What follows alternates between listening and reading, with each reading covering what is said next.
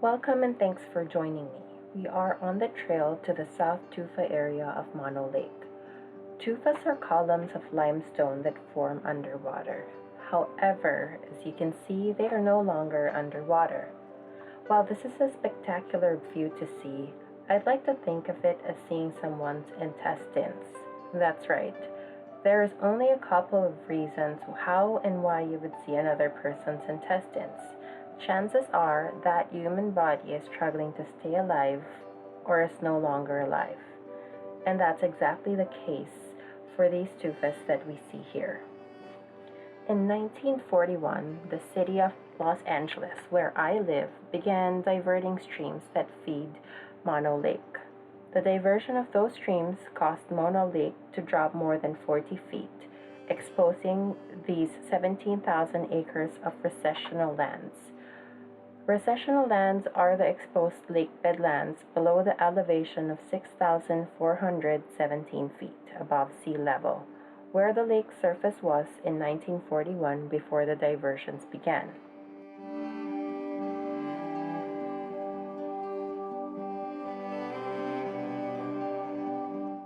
It's like a coral reef, Yeah. but a coral reef is different, right? Because it's alive.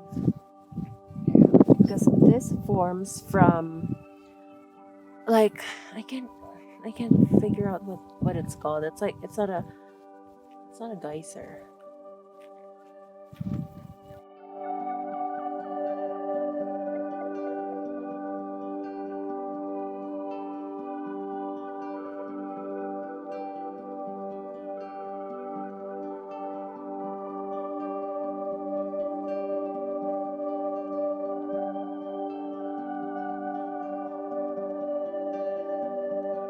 Calcium percolate through the bottom and combines with the lake water that's rich in carbonate.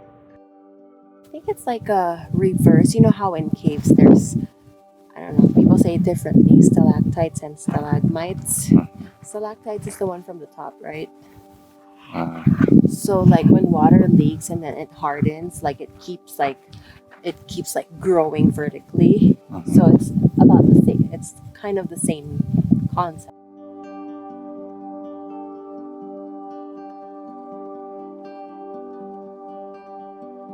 Since water diversions will not be completely stopped, the goal is to increase the water level to 6,392 feet, 25 feet below what it was in 1941.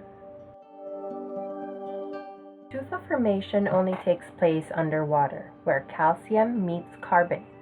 Therefore, these tufas that we see have stopped growing.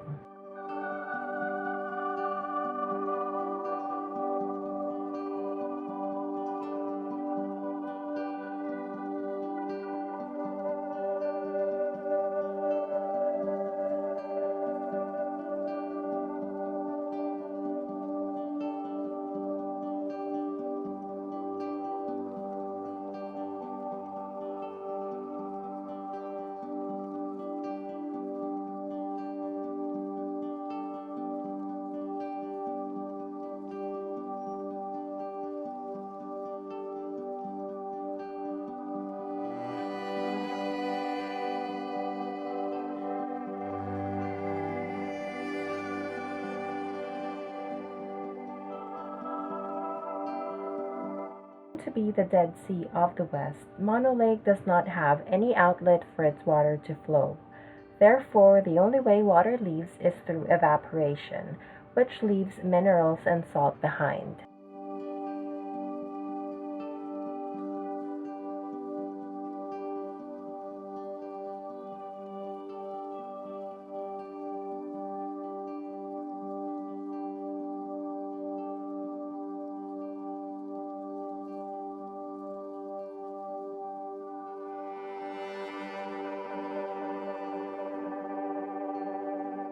Salty water makes you buoyant or float more, which makes swimming in the lake a unique experience.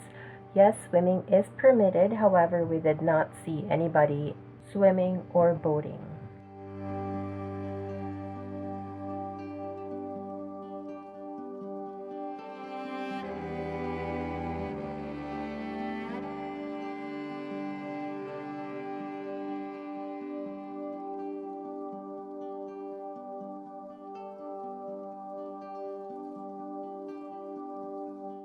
The lake's salty water also feels slippery or kind of soapy. Be careful if you have any cuts or bruises, as that will sting and keep the water away from your eyes.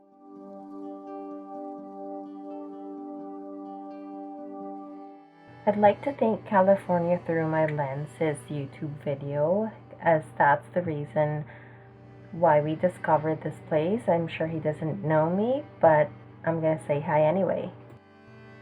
We actually planned to use a float in the Mono Lake, but decided not to go forward with that as it's inflatable and the sharp tufas could easily rupture it and we could capsize.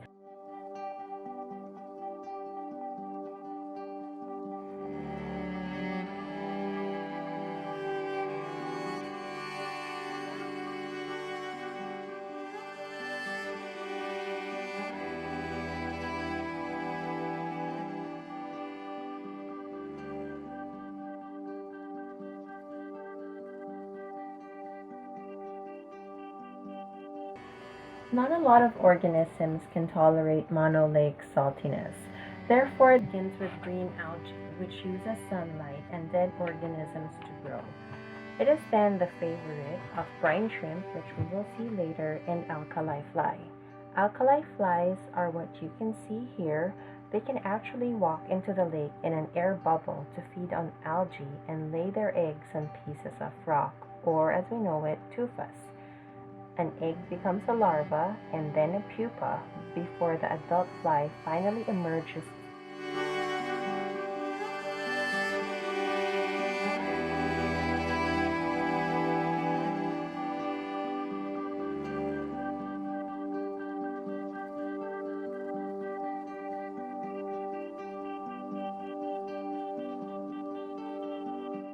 Brine shrimp is about half an inch long and can be seen on the surface of Mono Lake from April through October.